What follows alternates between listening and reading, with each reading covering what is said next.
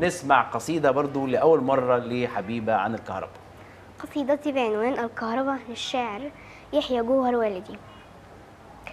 الكهرباء عندنا والطاقة قوة مصر الفتاكة، والغاز والجاز والحاجة على كنز الأرض الفياضة.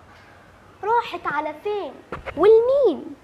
الكهرباء مقطوعة عني، حران عرقان مع إني عندي التكييف حصانين. بالليل بمشي بحساسة وبحسس على دواسة، وكأني ما في عينين، وبنور الليل بشمعة وعينيا تدمع دمعة، وافشل في الثانوي وجامعة.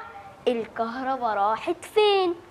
الكهرباء هنا على أرضي موجودة بتحرس عرضي، سرقوها وراحت مني عشان أنا طبعا ولأني محدود دخل بقرشين.